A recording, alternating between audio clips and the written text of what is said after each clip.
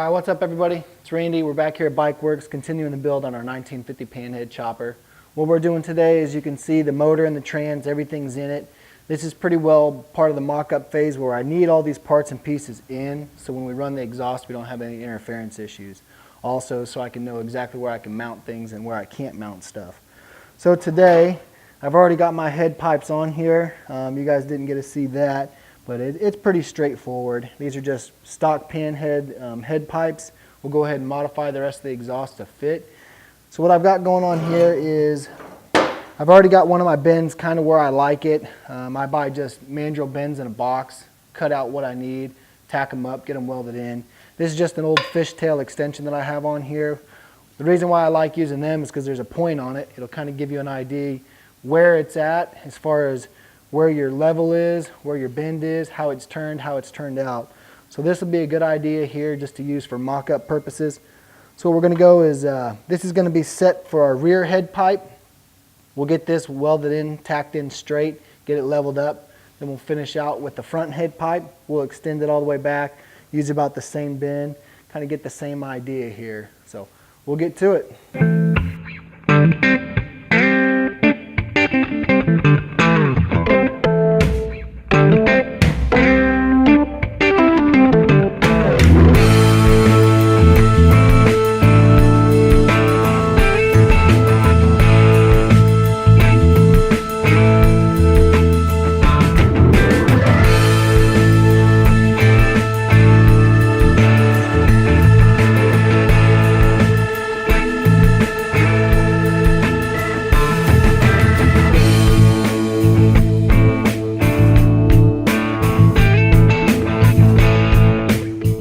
Alright, so the next thing we're going to do is something I like to do is just take these tabs, kind of get my exhaust set in place, tack them to the frame and then to the exhaust, and that'll keep them in place while I mock up the next stage.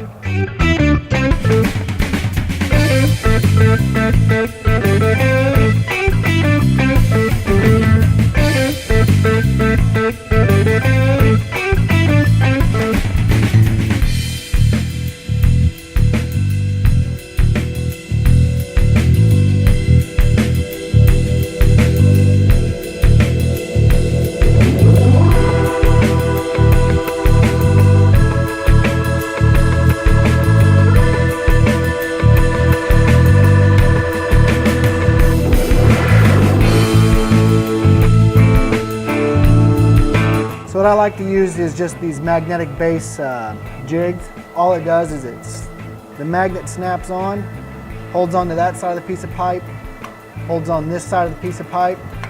I can kind of fit them up and I don't have to try to hold this joint together while I hold the rest of the pipe in welded. So not necessarily a fail-proof, but it gets me really, really close. It gives me flush fits here so that it's not off when I go to weld it all out. So I'll get our joint set here and I'll get my angle on my pipe right and we'll just be able to weld on.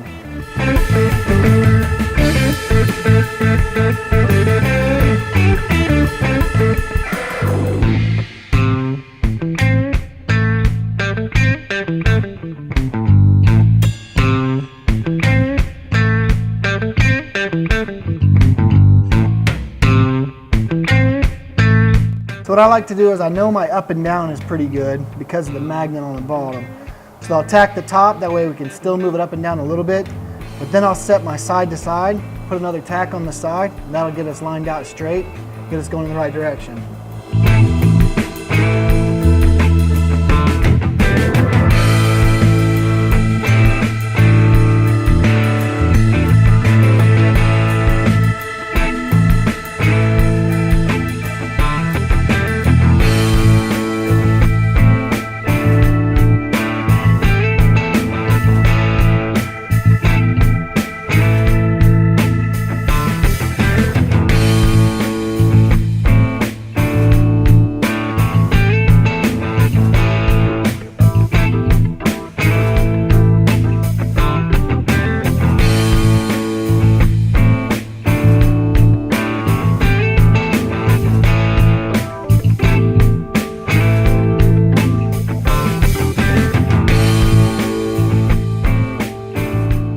next piece is we're going to try to get this other bend in. I've already picked one that matches this, the last bend. What I always do is cut it a little bit long, set it up here and measure it out. What we're looking for is this gap between these two pieces of pipe. I always try to keep mine continuous with the same gap. So by cutting it a little bit long, I could look in here and see what I need to take it off to get this pipe to shrink back up to it. So we'll take a little bit more off of it and it'll bring that gap in a little bit tighter. Just make it look seamless and uniform all the way through.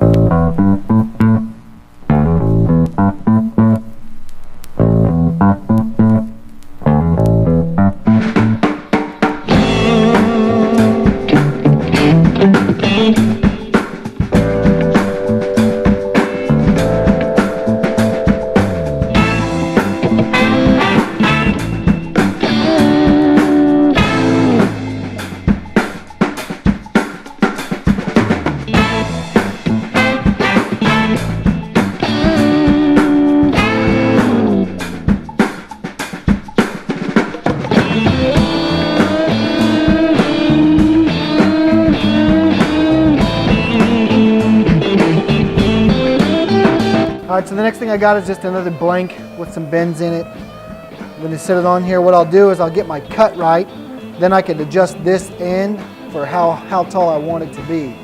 So the sharper the bend, the shorter the cut will be. The flatter the bend, the longer the cut will be. And I'm looking for a kind of a long cut on it. So we'll use this.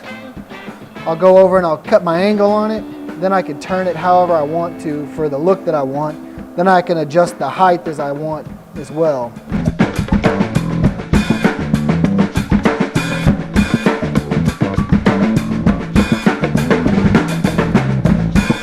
So I'll just take and mark out about the length that I want as far as the cut goes and how much turnout that I want.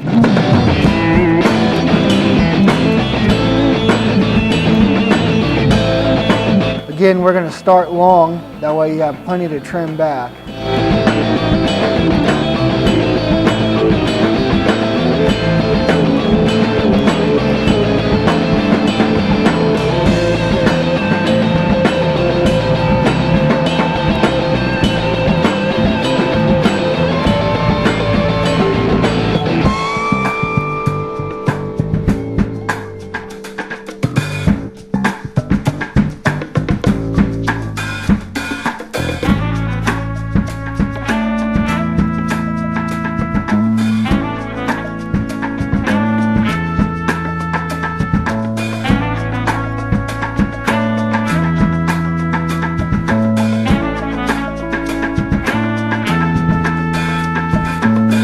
Alright, so what I've done here is, this is my other part. I've got it marked out pretty close to what it should be. Now here's the cut off of the last piece that we did. So we know that this cut is exactly the same as the other one. So what I do is I cut it down slim, open it up to where I can slide it over. This is just going to let me check my cut and where it lines up and also the angle that it is. Just kind of a sweet little idea to double check your work. So now I can line up the point with where I want it to be in my bend as far as left or right. And all we got to do is trace around it.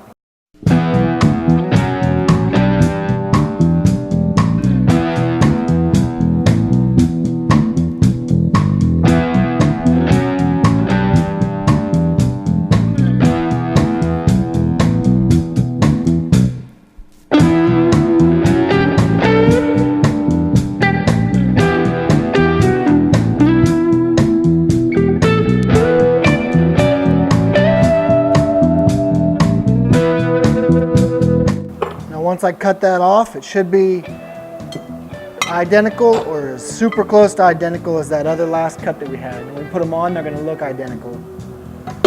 So now all there is just cut it out and get them fit up.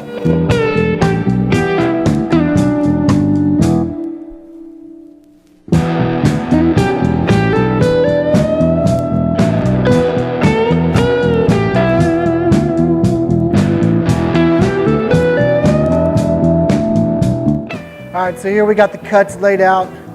You can see they're going to be really close to the exact same cut. So by double checking making little templates so we can come back and look at your work and make sure it's going to be right, really makes a lot better in-game result. So once we get these set on there and angled out, they should look identical once they're on the bike. Then after chroming, if there are any differences, you won't be able to tell the difference. Kind of one of those things that I like to do. If you would have built this bike in the 50s, 60s, or 70s, this is how they would have done it, and it's just something that I like to do. Yeah, you can make them exactly perfect with state-of-the-art machinery, but when you pay to have a one-off custom build, I like it to where you don't have to just go to the shelf, pull a part off, throw it on there, and it's a fit that's perfect done. You know, kind of takes the custom out of it.